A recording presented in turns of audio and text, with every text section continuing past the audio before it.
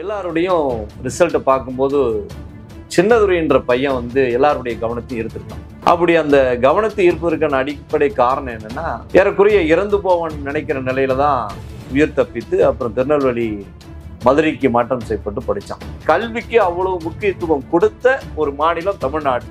இந்த மாநிலத்தில் இன்றைக்கு கல்வி நிலையங்களில் குறிப்பாக பள்ளிக்கூடங்களிலே சாதிய மனநிலை என்பது மிகப்பெரிய அளவிலான எதிர்கால தலைமுறையை பாதிக்கிற ஒரு விஷயமா தான் பார்க்கிறோம். அம்பேத்கர் என்பவர் தலித் அல்ல, நவீன இந்தியாவை உருவாக்கி ஒரு சிற்பியாக இருந்தவர். பெரியார் என்பவர் கடவுள் இல்லை என்கிற கருத்தை மட்டும் சொன்னவர் அல்ல, பெண்களுக்கான விடுதலையை கொடுத்திருக்கிறார், ஒட்டுமொத்த தமிழினத்தினுடைய விடுதலைக்காக பேசியிருக்கிறார். பசுமன் முத்துராமலிங்க தேவர் என்பவர் தேவர் சமூகத்துக்கான தலைவர் அல்ல, ஒட்டுமொத்த தமிழ்நாட்டினுடைய மக்களுக்கான தலைவர்.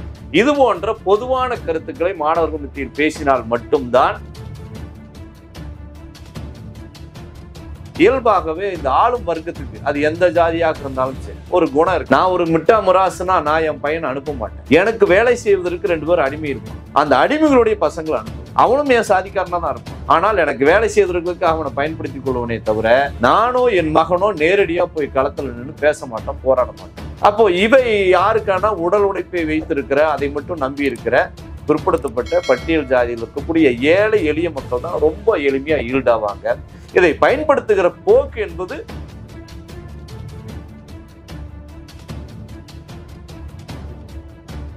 ஆக ஏழைகளை வைத்துதான் இவர்கள் பகடை காயா வச்சு அரசியல் செய்கிறார்களே சொல்லிய அவர்கள் சரியாயிட்டாங்கன்னா மீது எல்லாமே சரியாயிரும்.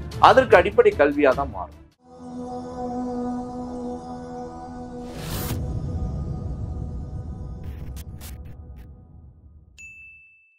அனைவருக்கும் வணக்கம். +2 ரிசல்ட் வந்திருக்கு. எல்லாருடையும் ரிசல்ட்டை பார்க்கும்போது சின்னதுரைன்ற பையன் எல்லாருடைய கவனத்தையும் ஈர்த்திருக்கான். அப்படி அந்த கவனத்தை ஈர்ப்பதற்கான அடிப்படை காரணம் என்னன்னா, போன வருஷம் நாங்குநேரி வள்ளியூர் பள்ளிக்கூடத்துல தீண்டாமை கொடுமையால் பாதிக்கப்பட்டு கூட படிக்கிற சக மாணவர்களே அவரை தாக்கி ஏறக்குறைய இறந்து போவன் நினைக்கிற நிலையில தான் உயிர் தப்பித்து அப்புறம் திருநெல்வேலி மதுரைக்கு மாற்றம் செய்யப்பட்டு படித்தான். இதுல என்ன நம்ம கூர்மையா கவனிக்கணும்னா, ஏன் சக மாணவர்களால் சின்னதுரை தாக்கப்பட்டான் அப்படின்றது ரொம்ப முக்கியமா நம்ம பார்க்கணும். அந்த பள்ளிக்கூடத்துல, நாங்குநேரி வள்ளியூர் பள்ளிக்கூடத்துல இந்த மாணவன் செய்த தவறு என்னன்னு கேட்டீங்கன்னா, நன்றாக படித்தது, நல்லா படிச்சான், அதனால கூட இருக்கிற சக ஆசிரியர்கள் இந்த மாணவனை பாராட்டினார்கள். சில மாணவர்களை கொண்டு போய் பாரு, இவன் நல்லா படிக்கிறான், இவனை மாதிரி படிக்க கத்துக்கோ அப்படின்னு ஒரு இன்டர்பிரிட்டேஷன் அறிமுகப்படுத்தினாங்க. இதுதான் பிரச்சனைக்குரிய காரணம். அதை விட ரொம்ப முக்கியம், இந்த பையன் நல்லா படிக்கிறான் என்பதை விட எந்த ஜாதியை சார்ந்தவன் அப்படின்றதான் பெருசா பார்க்கப்பட்டது. அங்க இருக்கக்கூடிய ஆதிக்க சாதி மாணவர்களுக்கெல்லாம் பரப்பைய எங்களை விட அதிகமா படிக்கிறதான்ற கோபம் வருது. கோபம் வந்த பின்னாடி இந்த மாணவர்களை தாக்குதல் சில நேரங்களில் நடத்துறாங்க, மிரட்டல் நடக்குது. இந்த பையன் கொடுக்கிற பணம், வீட்டில் கொடுக்கிற செலவு கொடுக்கிற பணத்தை எல்லாம் கொண்டு வரும்போது அந்த சாதி இந்து மாணவர்கள் இந்த பையன்கிட்ட இருந்து பணத்தை பிடுங்கி அவர்களுடைய சொந்த செலவுக்கு வச்சுக்கிறாங்க, மிரட்டுறாங்க. அப்புறம் அதற்கு பயந்துட்டு சின்னதுரை பள்ளிக்கூடம் போகாம ஏறக்குறைய 1 மாசம் வீட்டுல இருக்காரு. பெற்றோர்கள்லாம் கேட்குறாங்க, ஏன்டா பள்ளிக்கூடத்துக்கு நீ போகலன்னு. இல்லை, எனக்கு பிடிக்கல அப்படின்னு சொல்லி கேட்கிற பொழுது ஆசிரியர்கள் பார்க்குறாங்க, நல்லா படிக்கிற பையன் ஒருத்தன் வரலையேன்னு வீட்டில் போய் கேட்கும் போது தான் இந்த தகவலை எல்லாம் சொல்லுகிறார். அதுக்கு பின்னாடி ஆசிரியர்களால் அந்த பையன் பள்ளிக்கூடத்துக்கு அழைச்சிட்டு வர்றான். இந்த மிரட்டுகிற மாணவர்கிட்ட ஒரு கடிதம் எழுதி வாங்குறாங்க, இனிமேல் இந்த பையனுக்கு எந்த தொந்தரவும் நான் செய்ய மாட்டேன்னு சொல்லி. உடனடியாக கோபம் அந்த சாதி இந்து மாணவர்களுக்கு வருது. 3 பேர் சேர்ந்து சின்னதுரையினுடைய வீட்டிற்குள் புகுந்து கடுமையாக அவனை தாக்குறாங்க. அப்ப தாக்கும்போது ஒரு கூலிப்படையை சேர்ந்த கொலையாளிகள் எப்படி தாக்குவாங்களோ அதே போன்று தலையில் பின்பக்கத்துல, தலையின் நடுவில், மார்பில் வெட்டப்படுறாங்க. ஒரு கூலிப்படை தான் ப்ரொஃபஷனல் கில்லர்ஸ்ன்னு சொல்லுவாங்க அவங்கள. அவன் தான் கரெக்டா ஒரு மனிதனை எங்க வெட்டுனா சாவான் அப்படின்ற விஷயம் தெரியும். அதை அப்படியே ஃபாலோ பண்ணியிருக்காங்க. அதுல கூடுதலா எவிடன்ஸ்க்கு எதிர் நேரடி கலாய்வுக்கு போகும்போது அவர் சொல்லுகிற வார்த்தை, ஒரு பையனை நாங்க 3 பேரும் சேர்ந்து வெட்டிட்டோம் என்கிற ஒரு சின்ன மனநிலை கூட இல்லாம காவல் நிலையத்தில் சிரித்து விளையாடி கொண்டிருந்தார்கள். அதுதான் ரொம்ப அதிர்ச்சியா இருந்தது எனக்கு அதை படிக்கிற பொழுது. ஏன்னா ஏற்கனவே தென் மாவட்டங்கள் முழுவதும் சாதி ரீதியால RSS மாணவர்களை பிளவுபடுத்தி வச்சிருக்கு. ஒவ்வொரு மாணவர்களுக்குள்ளேயும் கையில கயிறு கட்டுறது, கடுக்கான் போடுறது, வருகிற வாகனங்களில் எந்த விதமான ஸ்டிக்கரை ஒட்டுவது, இதெல்லாம் ஒவ்வொரு சாதிக்கான அடையாளங்களா பல பள்ளிக்கூடங்கள் நிகழ்த்தப்பட்டிருக்கு. இப்போ தீண்டாமை ஒழிப்பு முன்னணி ஒரு ஆய்வு பண்ணாங்க. ஏறக்குறைய 410 பள்ளிக்கூடங்களில் ஆய்வு பண்ணியிருக்காங்க. அதுல 34 வகையான தீண்டாமை கொடுமைகள் பள்ளிக்கூடத்துல இருக்கு. ஒவ்வொரு பள்ளிக்கூடத்திலையும் ஒவ்வொரு விதமான தீண்டாமை. ஒரு இடத்துல தொடக்கூடாது என்கிற தீண்டாமை, ஒரு இடத்துல எனக்கு முன்னால் இருக்கக்கூடிய இருக்கையில் நீ உட்காரக்கூடாது என்கிற தீண்டாமை, ஒரு இடத்துல பேசக்கூடாது என்ற தீண்டாமை, இது மாதிரி ஒரு 34 வகையான தீண்டாமை கொடுமைகள் இருப்பதாக தீண்டாமை ஒழிப்பு முன்னணி 400 பள்ளிக்கூடங்களை ஆய்வு மேற்கொண்டிருக்காங்க. அதுல இவையெல்லாம் வகைப்படுத்தப்பட்டிருக்கு. இப்ப இந்த ஆய்வுகளினுடைய முடிவுகள் எல்லாம் கொண்டு போய் நம்முடைய முதலமைச்சர்கிட்ட கொடுத்த பின்னாடிதான் நீதியரசர் சந்துரு தலைமையில ஒரு கமிஷனை அமைக்க சொல்லி போட்டிருக்காங்க. இவை திட்டமிட்டே RSS-ஆல் உருவாக்கப்படுகிற சூழ்ச்சி. ஏன்னா அம்பேத்கர் அவர்கள் RSS-ஐ பற்றி சொல்லும்போது, பார்ப்பனையத்தை பற்றி சொல்லும் போதுதான் மிக தெளிவாக சொல்வார், பிரித்தாளும் சூழ்ச்சியை பார்ப்பனையத்தினுடைய வெற்றின்னு சொல்லுவார். அதே RSS பின்பற்றுகிற மனுவினுடைய கோட்பாடு, சூத்திரனுக்கு எதை வேண்டுமென்றாலும் கூட கல்வியை கொடுக்காதுன்னு சொல்லுவாங்க. அதை மீறி சூத்திரன் படித்தால் அவனுடைய காதில் ஈயத்தை காய்ச்சி ஊத்தணும், படித்தால் நாக்கை அறுத்து வீச வேண்டும், படிப்பதை கேட்டால் காதில் ஈயத்தை ஊற்றி வேண்டும். இப்படி பல்வேறு விதமான தண்டனைகளை கொடுப்பது எதற்காகனா கல்வியை கற்றுக்கொள்வதற்காக. இன்னும் கூடுதலா, எங்காவது ஒருவன் கல்வியை கற்பிப்பதை நான் கேட்டால் என்னுடைய தலை இரண்டாக பிளக்கப்படணும்னு சொல்லுது. இதெல்லாம் மனுவின் அடிப்படையில் இருப்பதாக அம்பேத்கர் அவர்கள் தன்னுடைய ஆய்வு நூலில் வெளியிட்டிருக்கிறார். ஆக ஒருவனுக்கு எதை வேண்டுமென்றாலும் கூட கல்வியை கொடுக்காது என்கிற மனுவின் அடிப்படையில் இருக்கக்கூடிய RSS இங்கு இருக்கக்கூடிய மாணவர்களை ஜாதி ரீதியாக பிளவுபடுத்தி ஊக்குவிக்கிறது. இந்த கொலை சின்னதுரையினுடைய தாக்குதலில் சம்பந்தப்பட்ட 3 நபர்கள், 3 மாணவர்கள், அதுல 2 பேர் அண்ணாமலை நடத்தின அந்த எண் மக்கள் எண் பயணம் என்கிற ஊர்வலத்துல 2 பசங்க கலந்திருக்காங்க. ஆக ஏதோ ஒரு வகையில் பாஜக போன்ற இயக்கங்கள் இந்த போன்ற மாணவர்களை ஊக்குவிப்பதாக தான் நான் கருதுகிறேன். எனவே இந்த விஷயங்களை இன்னைக்கு ஒப்பிட்டு பார்க்கிற பொழுது தென் மாவட்டங்கள் முழுவதும் மிகப்பெரிய அளவிலான சாதிய வன்மங்களை மேலும் மேலும் ஊக்கப்படுத்துவதாக தான் இது போன்ற செயல்கள் இருக்கு. சமீபத்துல சேலத்துல ஓமலூர்ல ஒரு பெரிய சாதிய மோதல் நடந்தது.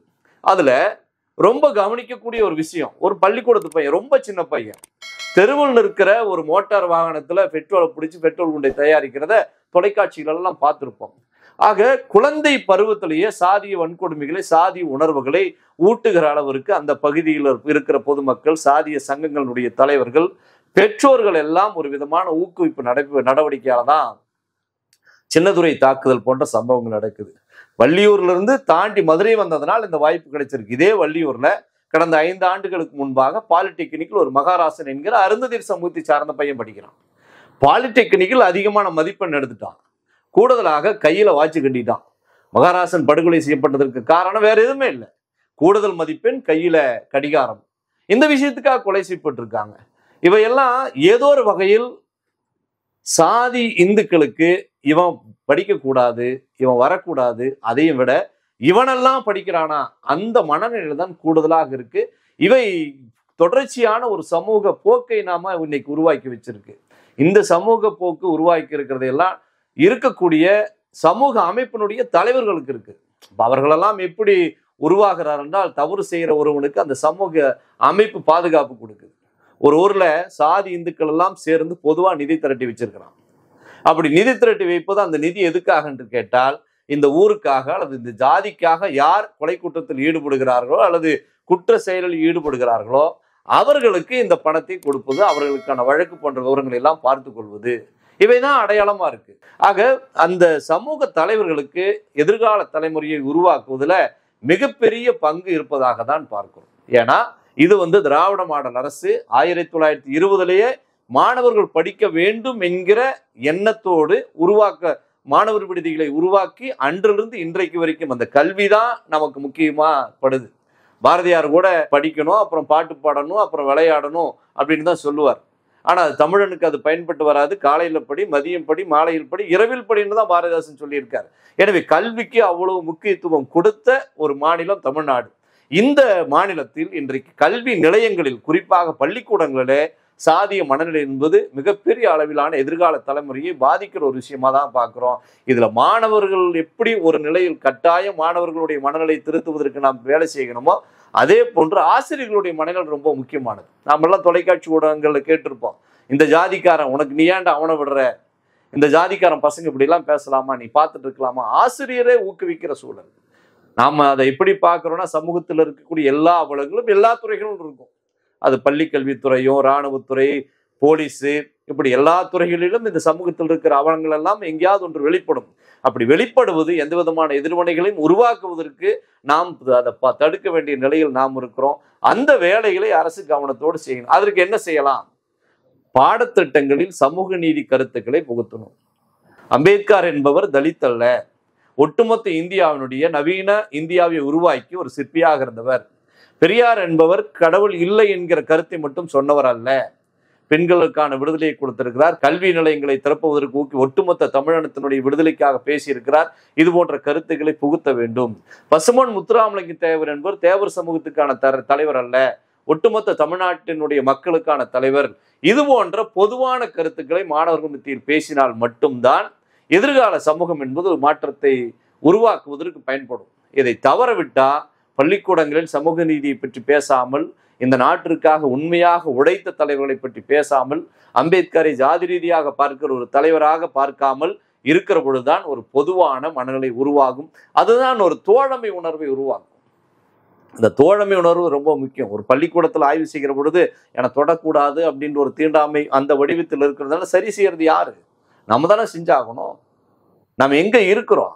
ராக்கெட் விடுற காலத்தில் இருக்கிறோம். டெல்லி தெருக்களில் 50 காசை போட்டு அடுத்து ஒரே நொடியில் அது தலையா பூவான்னு பார்க்கிற அளவுக்கு விஞ்ஞானம் வளர்ந்துருச்சுன்னு சொல்றோம்ல. அப்ப நமக்கு தான் அந்த பங்கு இருக்கு.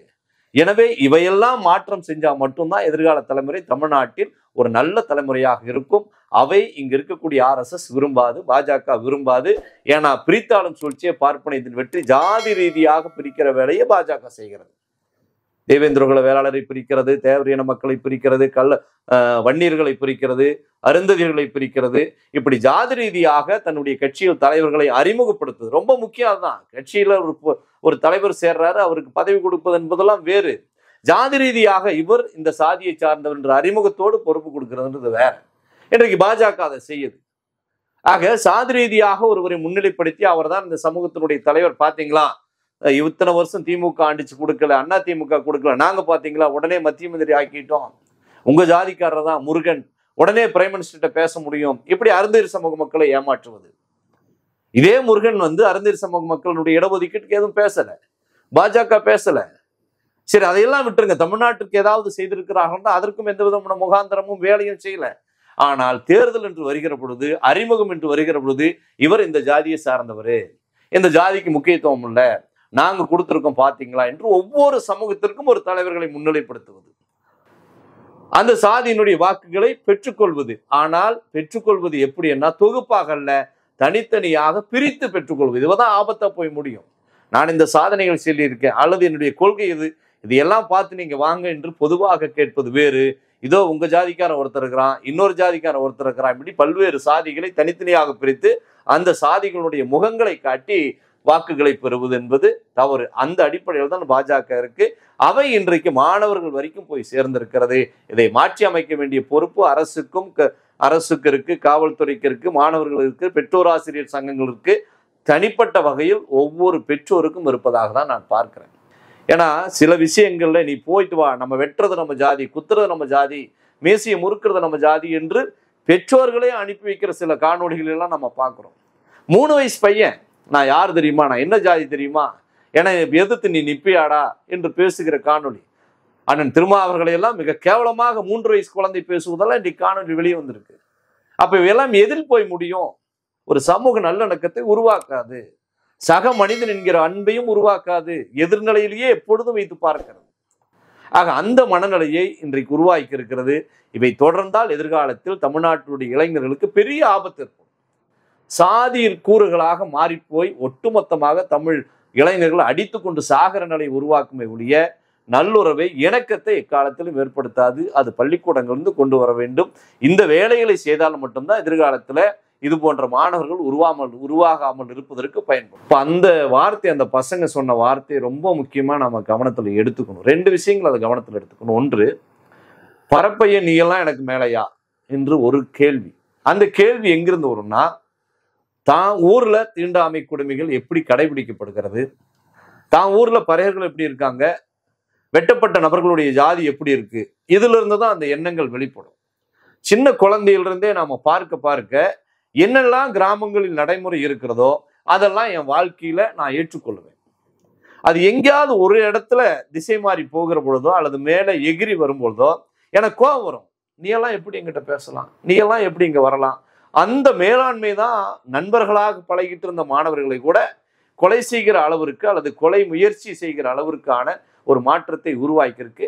அது கிராமங்களில் இன்னைக்கு வரைக்கும் நடக்கிற அந்த தீண்டாமை நடைமுறைகள் தான். நாம் ஏதோ பேசுறோம், பெரிய மாற்றங்கள் எல்லாம் தமிழ்நாட்டில் நடந்துருச்சுன்னு சொல்றோம். தமிழ்நாட்டில் இன்றைக்கு வரைக்கும் ஏறக்குறைய 90% கிராமங்களில் இன்றைக்கு வரைக்கும் தனி சுடுகாடு தான். இது எல்லாருக்குமே தெரியும். முதலமைச்சருக்கும் தெரியும், டிஜிபிக்கு தெரியும், மாவட்ட நீதிபதிக்கு தெரியும், உச்ச நீதிமன்ற நீதிபதிக்கு தெரியும், எல்லாருக்குமே தெரியும்.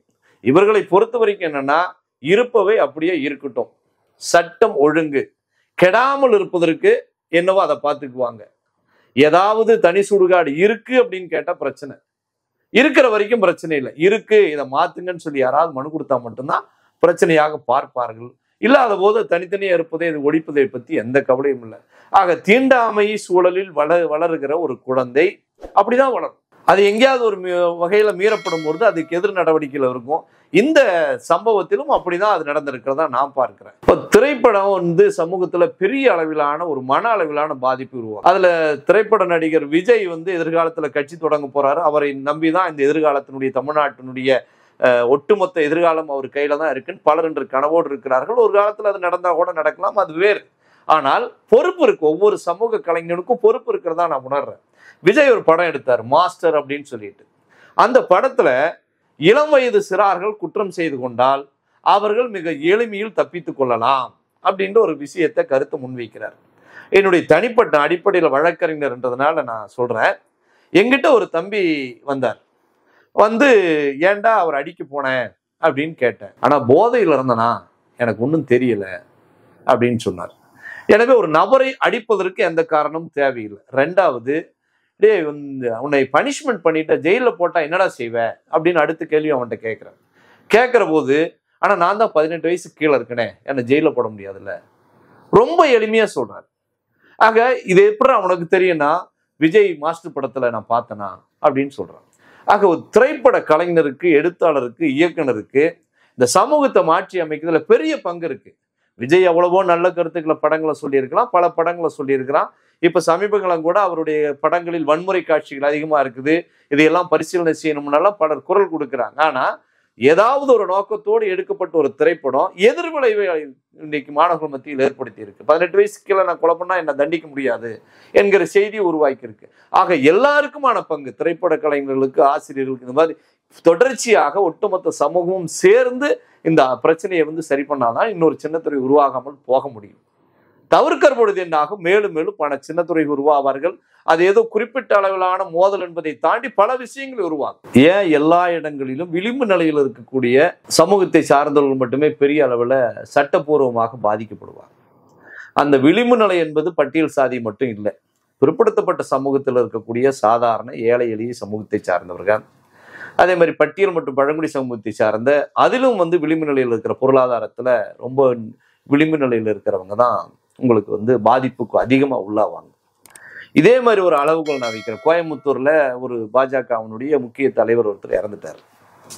இறந்த பின்னாடி கோவை பொது அரசு பொது மருத்துவமனையிலிருந்து துடியலூர் வரைக்கும் ஒரு ஊர்வலம் போகுது. அந்த ஊர்வலத்துல போலீஸ் கண்ணெதிரிலேயே ஜீப்பெல்லாம் எரிக்கிறாங்க. அது யார் எரிக்கிறாங்க, என்ன நடவடிக்கை எடுத்தாங்களா இல்லையான்ற விஷயத்திற்குள்ள நம்ம போக வேண்டியது இல்லை. அதற்கு பின்பு வழக்கு பதிவு செய்யப்பட்டது. ஏறக்குறைய 600 வழக்குகள் பதிவு செய்யப்பட்டதா சொன்னாங்க. அத்தனையும் குற்றவாளிகள் யாருன்னு கேட்டீங்கன்னா, சாதாரண ரோட்டோரத்தில் வேலை செய்யறவன், காய்கறியில மூட்டை சமைக்கிறவன், ஒரு அடிப்படையான இந்த உடல் உழைப்பை அடிப்படையாக கொண்டு யாரெல்லாம் வேலை செய்யறாங்களோ அவனெல்லாம் தான் குற்றவாளியாக மாறினாங்க. அப்ப எனக்கு ஒரு கேள்வி இயல்பா வந்தது. பாஜகவில் எம்எல்ஏ கேண்டிடேட் இருக்கிறாரு, பார்லிமெண்ட் கேண்டிடேட் இருக்காரு, ஏன் இப்ப அண்ணாமலை கூட துணை பிரதமர்னு சொல்ற அளவுக்கெல்லாம் தலைவர்கள் இருந்திருக்காங்களே, ஏன் அவர்கள் மீதெல்லாம் சட்டம் போகலைன்னா, இயல்பாகவே இந்த ஆளும் வர்க்கத்துக்கு, அது எந்த ஜாதியாக இருந்தாலும் சரி, ஒரு குணம் இருக்கு.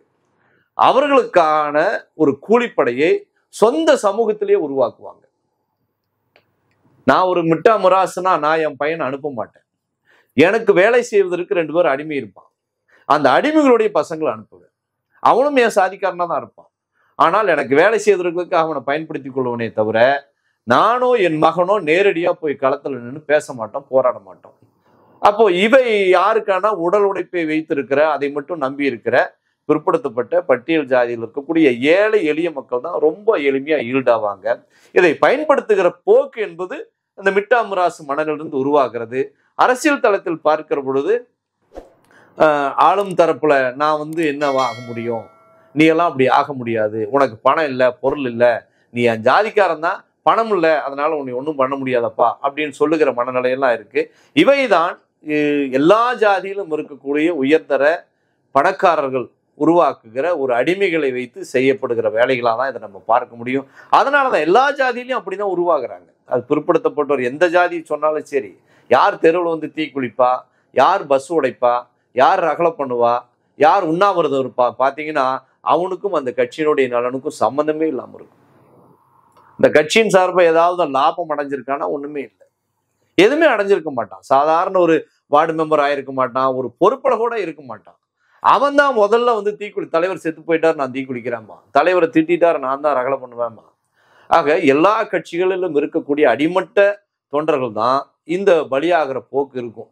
இது கட்சிகளில் இருக்கக்கூடிய இயல்பான நிலை தான் சமூக அமைப்புகளையும் உருவாக்கியிருக்கு. தலைவருடைய பையனோ தலைவருடைய தங்கச்சியோ அக்காவோ தெருவில் இறங்க மாட்டாங்க. ஆனால் சாதாரண பெண்மணிகள் தங்கைமார்கள் எல்லாம் தெருவில் இறங்கி போராடுகிற சூழல்லாம் உருவாகும். இந்த நிலை என்னைக்கு மாறுவதோ அன்னைக்கு தான் ஓரளவு அதெல்லாம் மாறுவதற்கு கல்வி என்பது அடிப்படையாக இருக்கும்.